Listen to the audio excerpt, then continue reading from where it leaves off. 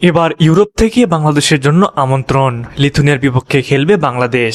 বাফুফের টেবিলে এসেছে নতুন প্রস্তাব। বাংলাদেশ ফুটবলের জন্য আসতে পারে আরেকটি বড় আন্তর্জাতিক চ্যালেঞ্জ।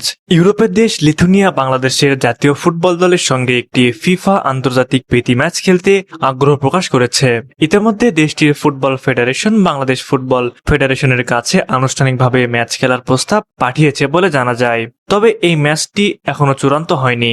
দুই দেশের ফুটবল কর্তৃপক্ষের মধ্যে প্রাথমিক পর্যায়ের আলোচনা চলছে এবং সম্ভাব্য সময় হিসেবে বিবেচনায় রয়েছে আগামী নভেম্বরে ফিফা আন্তর্জাতিক উইন্ডো। বাফুফে বর্তমানে প্রস্তাবটির বিভিন্ন দিক খতিয়ে দেখছে।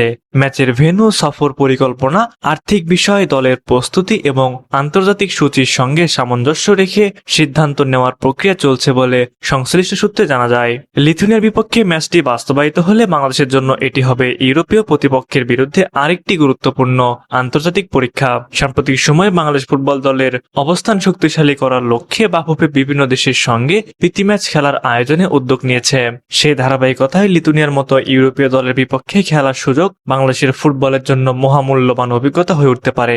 বিভিন্ন ফুটবল বিশ্লেষকদের মতে ইউরোপীয় দলগুলোর বিপক্ষে ম্যাচ খেললে বাংলাদেশের ফুটবলাররা ভিন্ন ভিন্ন কৌশল, গতি এবং শারীরিক সক্ষমতার সঙ্গে নিজেদেরকে মানিয়ে নেওয়ার সুযোগ পাবে।